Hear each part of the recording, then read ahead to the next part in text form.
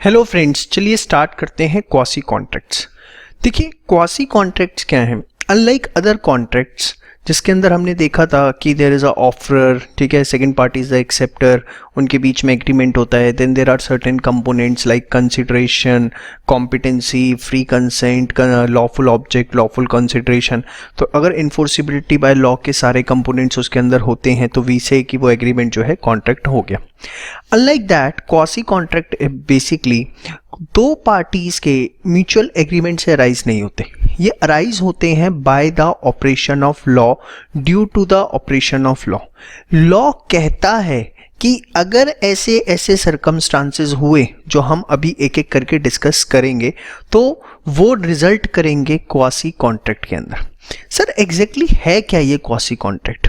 देखिए quasi contract क्या है, बेसिकली ये प्रिंसिपल ऑफ जस्टिस पे आधारित कुछ कॉन्ट्रैक्ट्स हैं। लाइक एक छोटा सा एग्जांपल देता हूँ। अगर किसी को ज़रूरत थी और मैंने उसे उसकी ज़रूरत में हेल्प कर दी तो सामने वाले पर्सन की ये ड्यूटी बनती है कि जब उसके पास सफिशिएंट असेट्स हो तो वो मुझे जो भी मैंने उसकी मदद करी थी वो मुझे पैसा वापस कर दे। Yes or no. या चलो सेकंड एग्जांपल देता हूँ। सड़क चलते मुझे कोई गुड्स मिल गए, ठीक है। अगर मुझे सड़क चलते गुड्स मिल गए तो क्या वो मेरे हो गए? नहीं। ऑब्वियसली ये कहीं ना कहीं मेरी ड्यूटी बनती है कि जो भी उसका ओनर है मैं उसको वो गुड्स रिटर्न कर दूं। Yes or no. तो ऐसा अगर मुझे सड़क चलते गुड्स मिल गए तो कोई मेरा किसी के साथ कॉन्ट्रैक्ट नहीं हुआ है, but it is the responsibility of the finder of goods to return such goods to the original owner of these goods. Yes or no? Sure. तो बेसिकली क्वासी कॉन्ट्रैक्ट क्या है, जो कि अराइज होते हैं by the operation of law. Law के operation की वजह से जो अराइज होते हैं उसको हम बोलते हैं क्वासी कॉन्ट्रैक्ट। आइए, quasi contracts are based on principle of equity, justice and good consensus.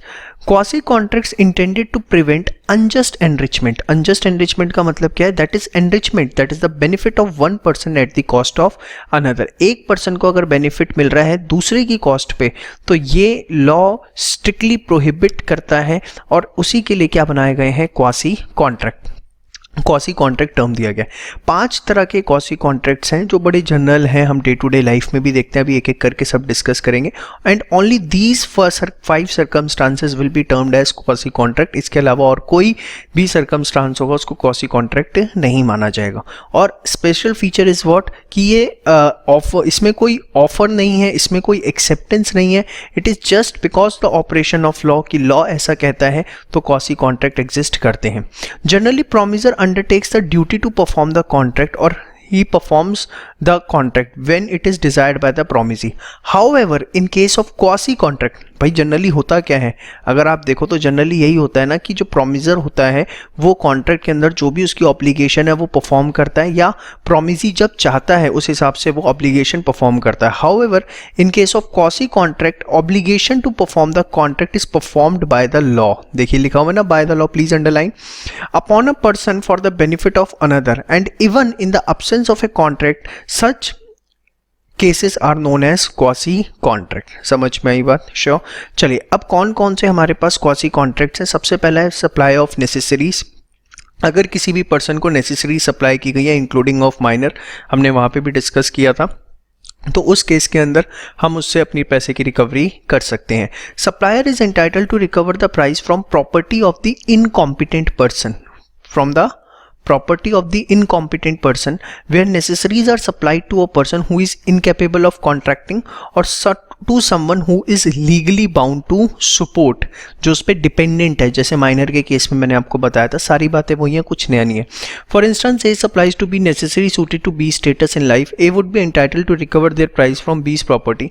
He would also be able to recover the price of necessary supplied by him to B's wife or minor child since B is legally bound to support them. However if B has no property nothing could be realisable. याद रखना, सिर्फ personal liability नहीं होती, property liable होती है। ये बात भी भी मैंने आपको माइनर के केस में बहुत अच्छे से समझाई थी। Price shall only of necessaries and not of articles of luxury which can be recovered.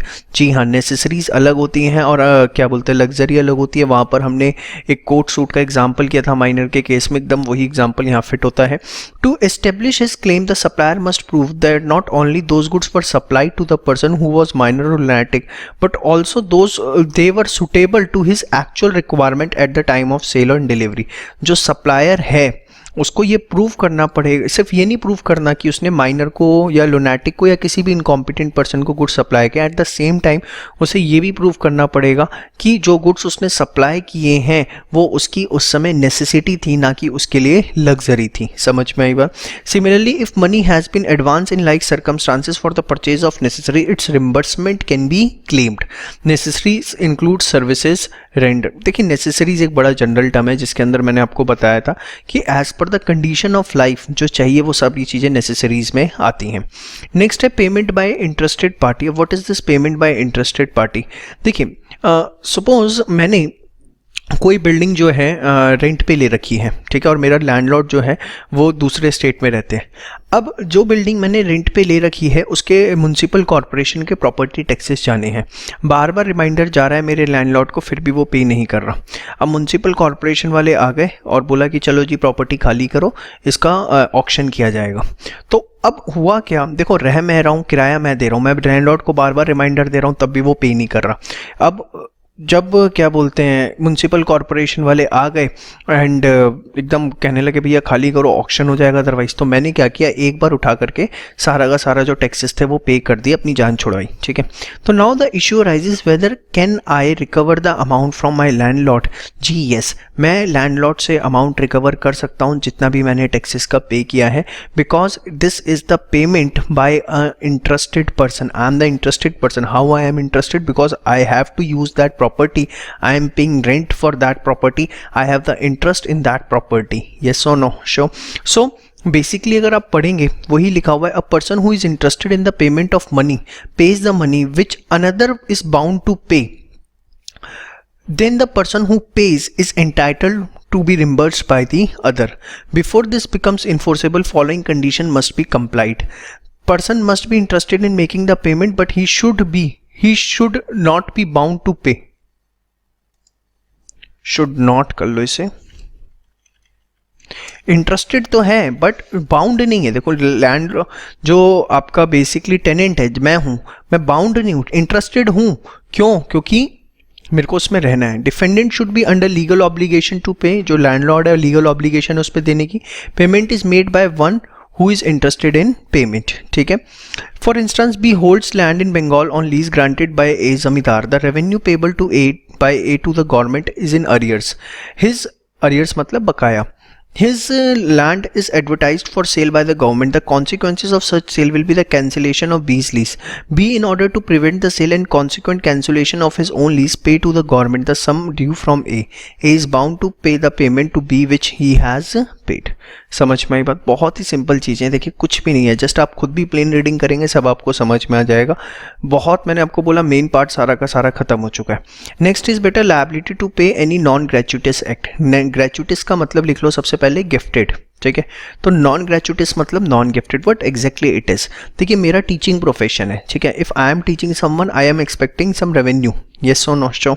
तो अगर सपोज मेरे कोई रिलेटिव का में कोई बच्चा पढ़ने आता है, ठीक है, मैंने उसको क्लासेस दे दी, 8-10 क्लासेस लगी, ठीक है, और 8-10 क्लासेस लगने के बाद वो घर बैठ गया, तो whether I can recover the amount. उन्होंने ना पैसों की बात करी, ना मैंने शर्म में कोई पैसे बताए, बट जब उनका सिलेबस हो गया, सब कुछ खत्म हो गया, तो क्या मैं उनसे पैसे रिकवर कर सकता हूँ? जी हाँ, क्योंकि देखो ट्यूशन पढ़ाना, बच्चों को पढ़ाना इज़ नॉट माई ग्रेचुइटस एक्ट।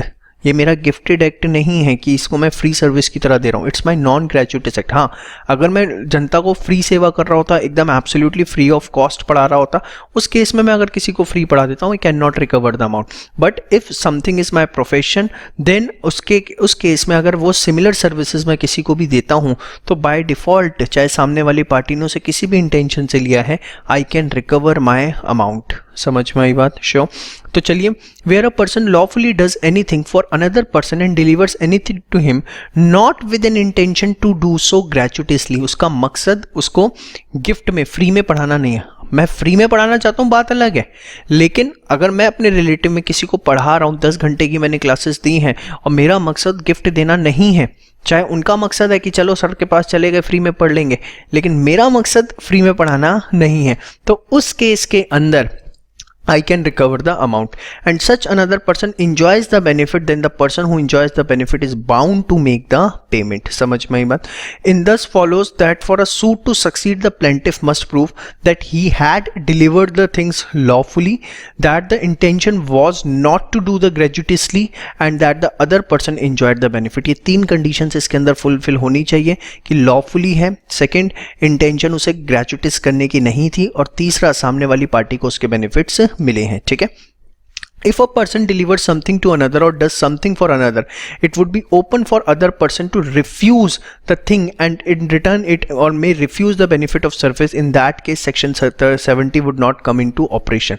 अब suppose मैंने अपने रिलेटिव में किसी को बोला कि मैं आपको बच्चे को पढ़ाना चाहता हूँ, उन्होंने बोल दिया कि नहीं सर, हमें आपको काफ़ी दिक्कत होगी पढ़ाने में, ये जो अभी 5th क्लास का बच्चा है आप इसे कहाँ पढ़ा पाएंगे, आप सीनियर क्लासेस पढ़ाते नहीं। मैंने कहा मैं पढ़ा लूँगा, कोई दिक्कत नहीं। उन्होंने कहा नहीं सर, थोड़ी सी आपको दिक्कत आएगी, रहने दीजिए। तो वहां पर उन्होंने मेरी सर्विसेज लेने से रिफ्यूज कर दिया, तो वहां पर ये सेक्शन कहां से अप्लाई होगा? आप मेरी बात समझ रहे हैं? तो इसीलिए क्या बोला लॉ ने कि the other person must enjoy the service. ठीक है, मैं इस चीज़ के लिए क्लेम नहीं कर सकता कि मैंने आपको ऑफर दिया था, आपने मना कर दिया तो क्या हुआ, मुझे तो मेरा अमाउंट चाहिए। This is not like that, और बड़ा जनरल भी है इसके अंदर। अब देखिए, ये लाइन से सेक्शन है क्वासी कॉन्ट्रैक्ट के, अगर आप देखें दिस इज 68 to 72। सेक्शन 68 था supply of necessaries, 69 is payment by interested person, ठीक है, 70 इज लायबिलिटी टू पे नॉन ग्रेचुइटस एक्ट, याद हो जाते हैं वैसे ही। ठीक है, ये 71 और ये आपका 72।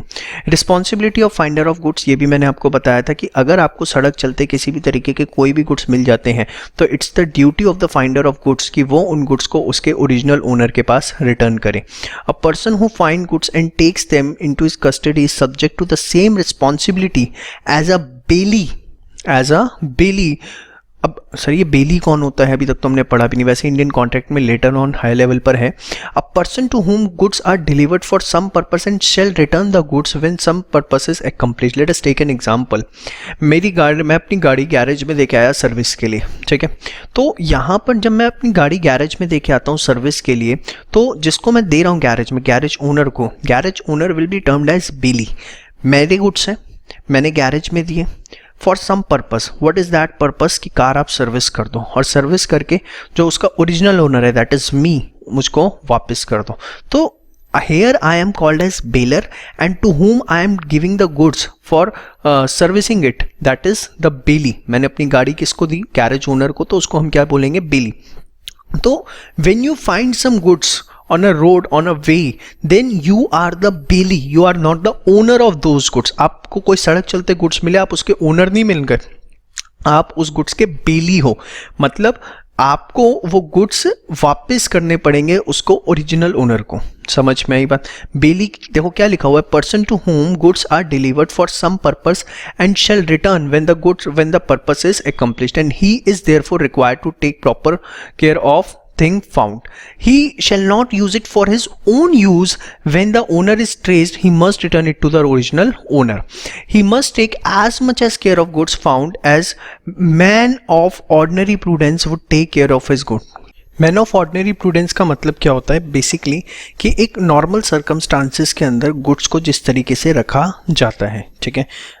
मेरे पास कार है, अपनी कार को जैसे मैं रखता हूँ वैसे ही लॉ एक्सपेक्ट करता है कि अगर मुझे कोई कार मिल गई, ठीक है, तो मैं उसको भी वैसे ही संभाल के रखूँ जैसे मैं अपनी कार को रखता हूँ, ठीक है। Next is liability for money paid for thing delivered by mistake or under coercion, ठीक है। अगर कोर्शन अप्लाई करके आपने किसी से गुड्स लिए या बाय मिस्टेक आपके पास गुड्स आ गए, तो हमने वहाँ पर भी पढ़ा था इन फ्री कंसेंट के अंदर, टॉपिक के अंदर, कि कोर्शन के अंदर बेसिकली होता क्या है कि अगर कोर्शन अप्लाई करके आपने किसी से गुड्स ले भी लिए तो लॉ जो है ये कहता है कि आपको वो गुड्स ओरिजिनल पार्टी को रिटर्न करने पड़ेंगे, यस और नो। तो a person to whom money has been paid or anything delivered by mistake or under coercion must repay to whom money has been paid or anything delivered by mistake or under coercion. For example, A and B jointly owned 1000 to C, C को देने हैं, A pay the full amount to C, B who does not know the fact by mistake pays 1000 again to C.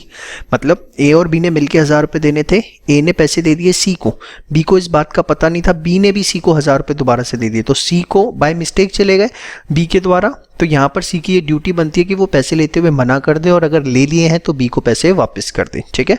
Next example आपके सामने है, Railway company refuses to deliver certain things to the consignee except upon the payment of an illegal charge for the carriage, ठीक है।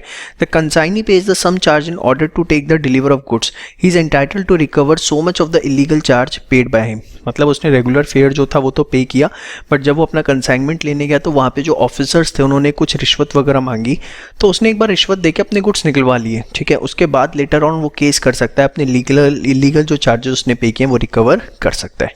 तो ये 5 cases हैं बेटा, 68, 69, 70, 71, 72 quasi contract के। जैसा कि मैंने आपको बताया, there is no offer, there is no acceptance, these types of contract exist because of the operation of law, because the law says ये एग्रीमेंट कॉन्ट्रैक्ट्स एंटर होते हैं, ठीक है। इसीलिए मैंने इनको यहाँ पे बोला था, ये याद रखना है, principal of equity, justice and good consensus. समझ में आया? तो ये थे आपके क्वासी कॉन्ट्रैक्ट्स। क्वेश्चन आ सकता है 5 नंबर तक का एग्जाम के ऊपर, इसे बहुत अच्छे से प्रिपेयर करिएगा। Thank you so much.